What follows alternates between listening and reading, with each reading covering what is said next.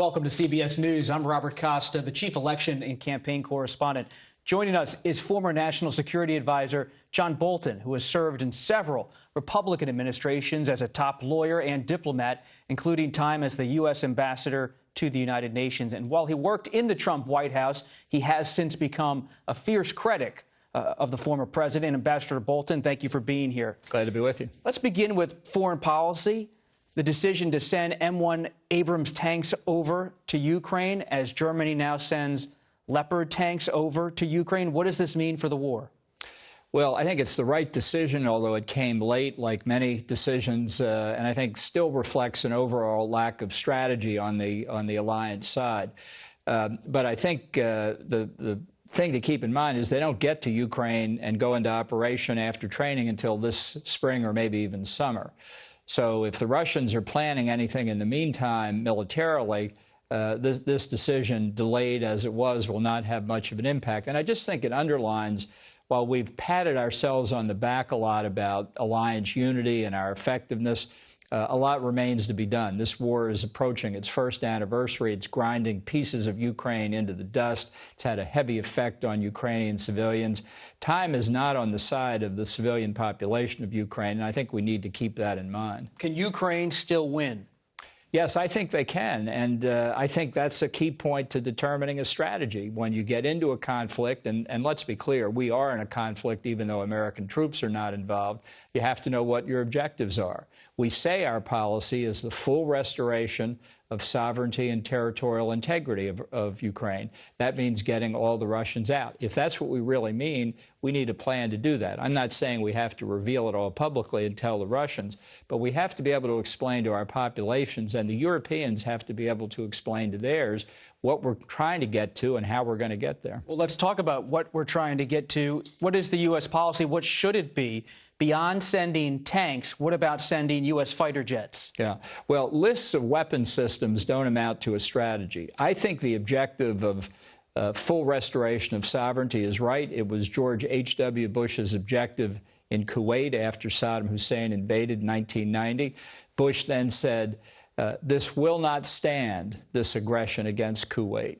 And that's what Joe Biden needs to say today. So the strategy is, if your objective is to get all the Russians out, including from Crimea, what's the best military way to do that? I think that's for the strategist to decide, but you don't decide by saying, well, shall we send HIMARS today and Abrams tanks tomorrow and F-16s the next day. You decide what the strategy is, and then you decide what you need to win. But would fighter jets be helpful? I think they would have been helpful 11 months ago, too. I think a lot of these things are right, but a day late and a dollar short. What about now? Well, better sooner than later. But again, I think you have to have a vision of how all these assets are going to be applied, not thrown in piecemeal, but how will you get concretely the objective of removing the Russian troops? Do you believe Putin, with his back against the wall, could decide to use nuclear weapons? I don't think his back is against the wall yet. I think in the most extreme case of wholesale flight of Russian forces out of Ukraine, with his own political position in Russia in jeopardy, I could imagine it then. I don't think we're there. And I think the threats that he's made, both about the potential use of tactical nuclear weapons and about his threats of escalating the conflict on the conventional side, to date have been pure bluffs. But they have worked. They have deterred America and the alliance. We've been intimidated by these threats, and that has caused the war to drag on. Do you believe some members of the Republican Party will lose interest in Ukraine in the coming months? I do think that the virus of isolationism is loose again in the Republican Party. It's also loose in the Democratic Party. But our historical Reaganite kind of foreign policy, I think, remains the view of the overwhelming majority of the party. I do think work needs to be done, and I think it would help if the country had a strategy that people could look at and say, yes, that's what we're for. Congressman Thomas Massie of Kentucky recently said, quote, "We look weaker if burned-out shells of these iconic American tanks begin to litter Ukrainian fields." Your response? Well, I think that's completely wrong. I think what we've seen so far is the Ukrainians, once trained on our weapons, have put them to devastating use. And we've had real battlefield testing of those weapons. In war, you suffer casualties. That's part of the tragedy of it.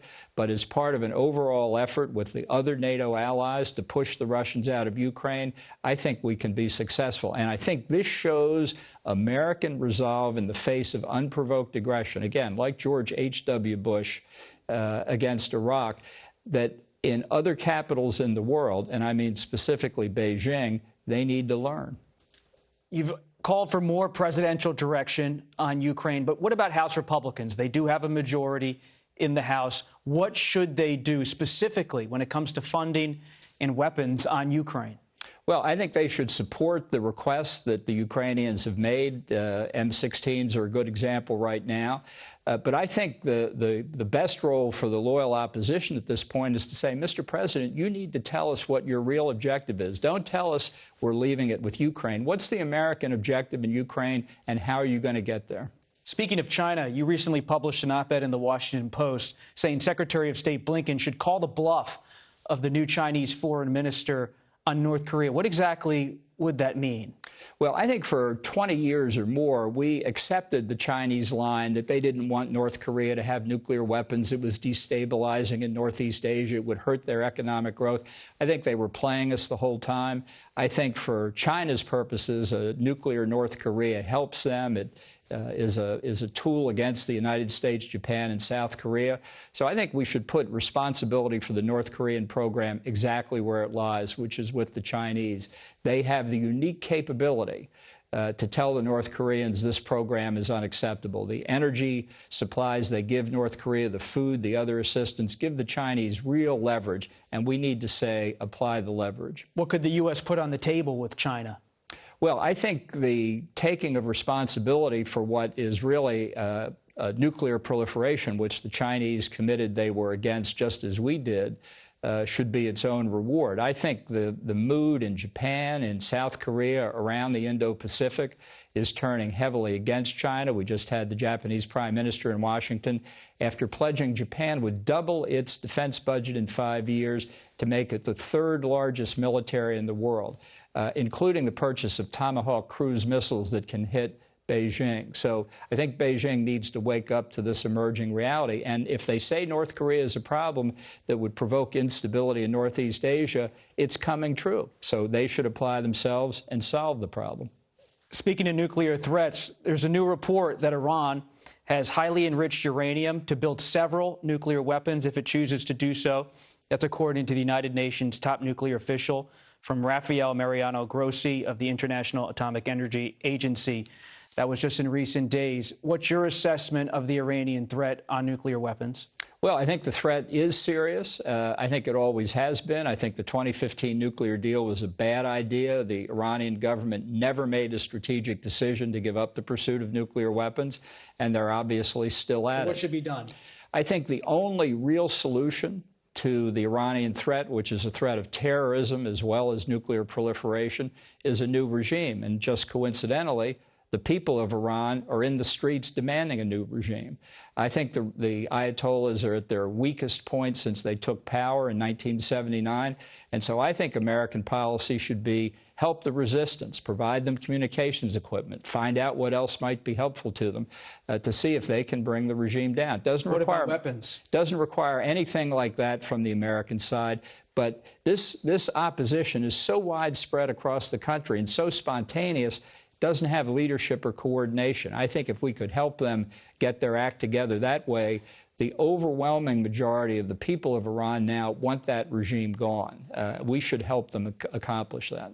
Does your longstanding critique of Iran remain an issue in your own life? Well, it does. The Justice Department brought criminal charges against an officer of the Revolutionary Guard last summer for trying to hire a hitman. All that's public. People can read it if they'd be interested. That threat continues, and not just against me, but against several other former and existing U.S. officials. It's part of the way the terrorist state of Iran conducts its business. What's it like living with a fear of a constant threat?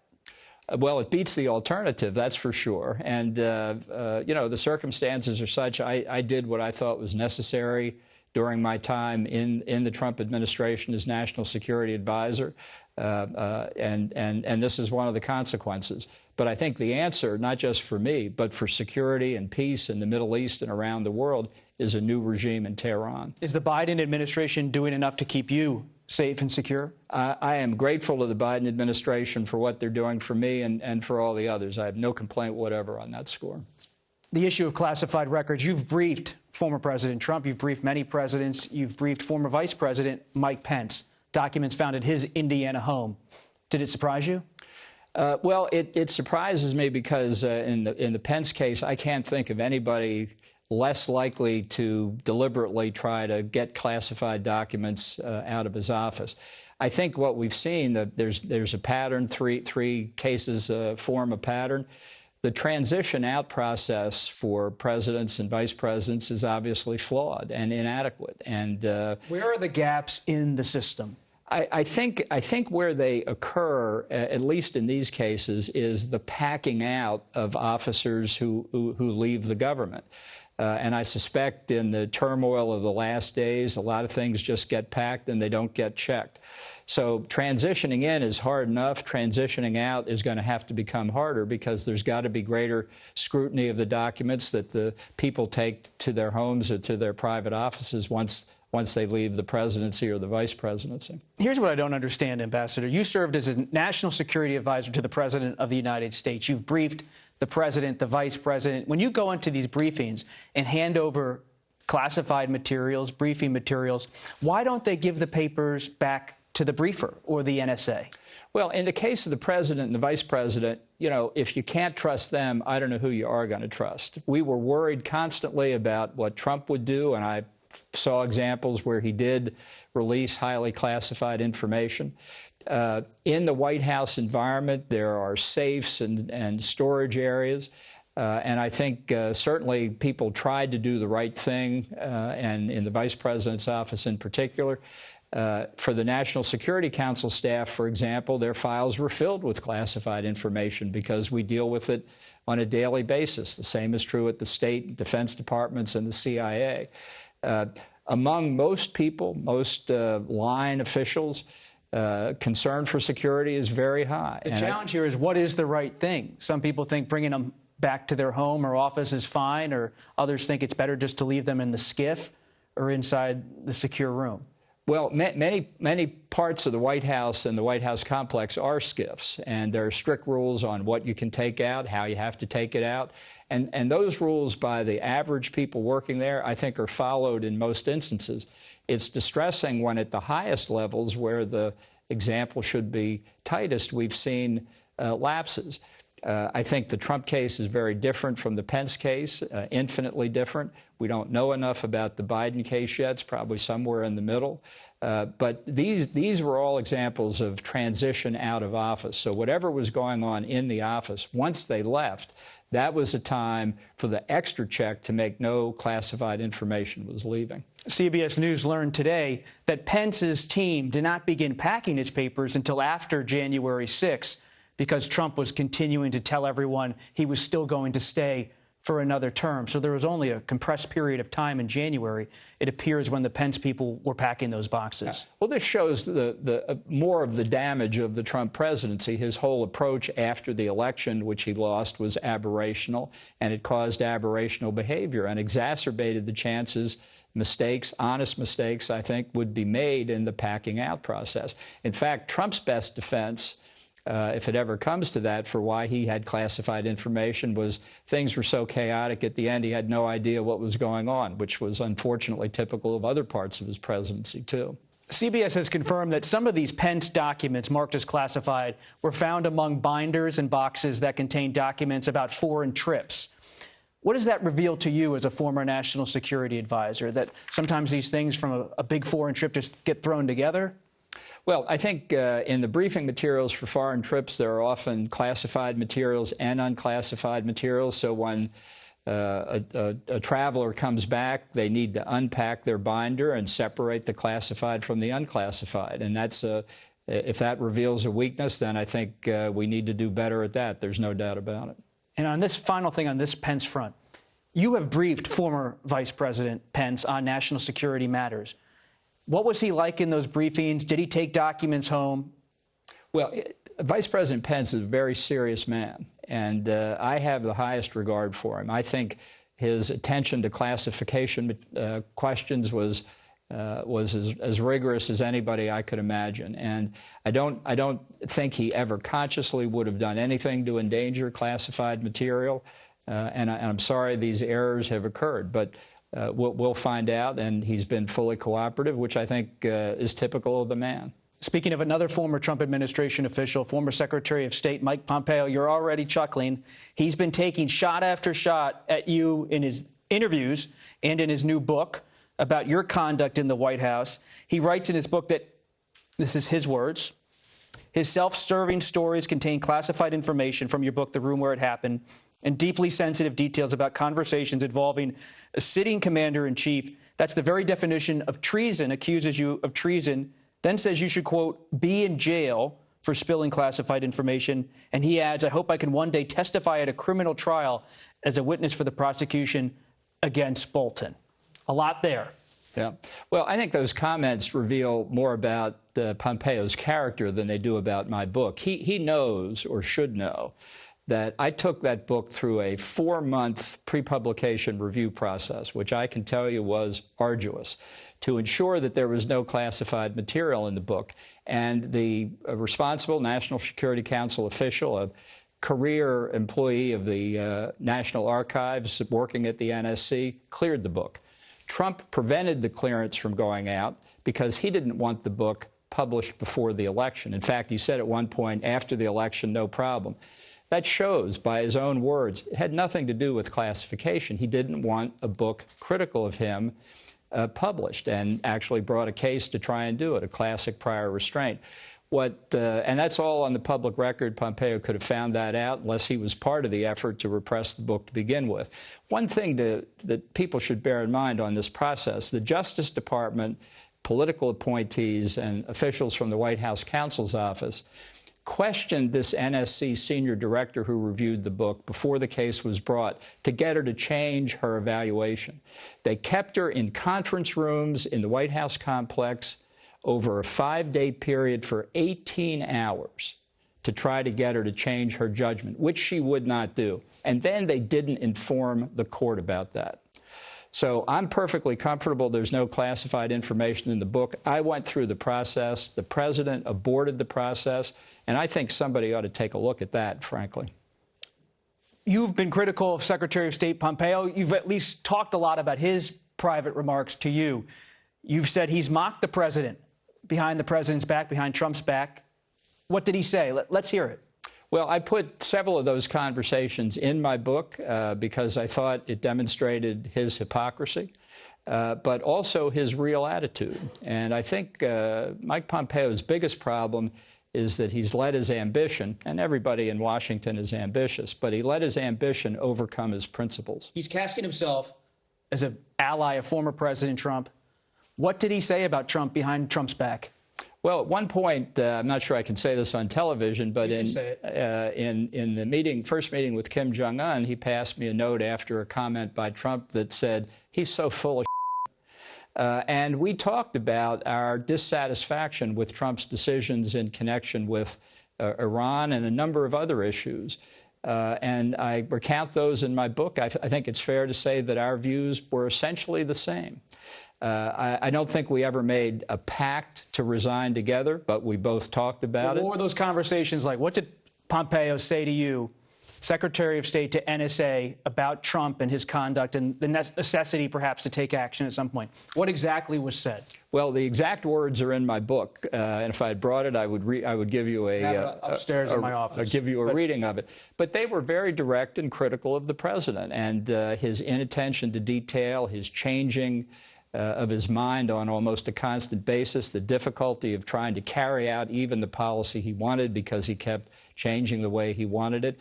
This was not a president who behaved like any other president I've ever worked for, or I think any president in our history. He was not impressed by the gravity and the importance of the national security decisions he had to make, and he behaved in a very erratic fashion. What would Pompeo be like as president?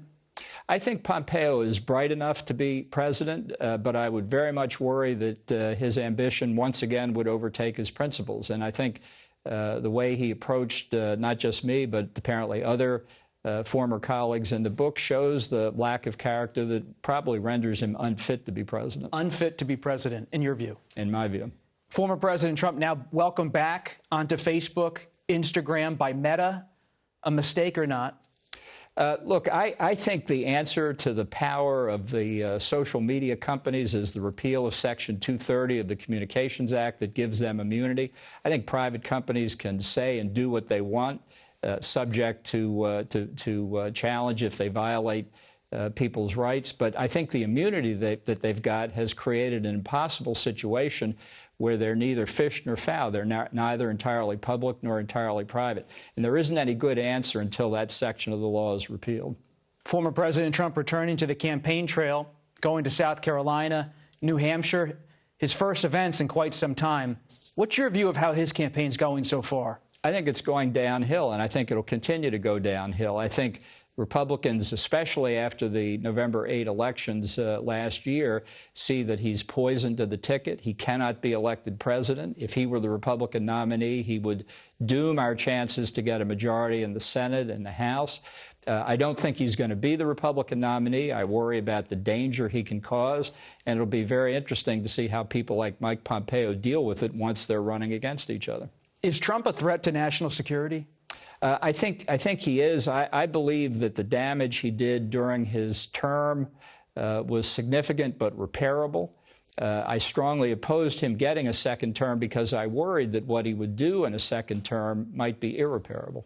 Are you going to seek the Republican presidential nomination in 2024? I haven't decided yet. I looked at it very carefully in 2016 and decided not to go. I hadn't planned on looking at it this time, but when Trump said that the Constitution should be terminated in order that he could be declared president, that got me started again. You know, I've filled out many security applications, and most of them have had a question like, have you ever advocated the overthrow of the government of the United States, to which I've checked no each time. But when you call for the termination of the Constitution, that is calling for overthrowing the government. No conservative can say that. So you're alarmed by Trump. You think he's a national security threat. He's the only candidate in the Republican race at this time, Ambassador.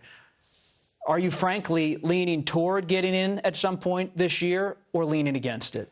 Well, what I was also disturbed about, not just what Trump said, because in effect what he did on January the 6th was an operational way of getting to the same point, terminating the Constitution. I was disappointed by the response of Republican leaders, and many of those looking to run for the presidency. I think the Republican nominee, whoever it turns out to be, should say, I absolutely repudiate any notion about terminating the Constitution. And until we get people ready to say that, then I'm going to continue to look at getting in. You say you're looking at it. Are you leaning toward it or against it, though? I'm not leaning each way, as I say. I did look at this in 2016. I remember we covered it. It's a very difficult decision, and it's complex. Would you want to be on the debate stage with Trump in the Republican primary debates? There's part of me that, having covered you for a long time, you would seem to relish that opportunity to talk foreign policy in general with him. Wild horses couldn't keep me off that stage. If I thought otherwise, I would win the nomination. But it's going to be a question of money, fundraising. I think you've got to be a serious candidate. We've got a lot of people talking about getting in. I don't know what they're going to do. They may be making the same evaluation that I am. But if I got in, it wouldn't be to be a spite candidate against Donald Trump. It would be to win the nomination and win the general election. Have any of these independent groups reached out to you at all about considering an independent run, a third-party run? I wouldn't consider an independent run. They have not reached out. I'm a Republican. I think it's our job to fix the Republican Party from the damage that Trump has done and fix the nation from the damage he's done. But just to be clear, it's fair to say you continue to think about jumping in the 2024 presidential race. Haven't made a decision, but it is something you are seriously considering? That's exactly right. Ambassador John Bolton, thank you so much. Glad to be here.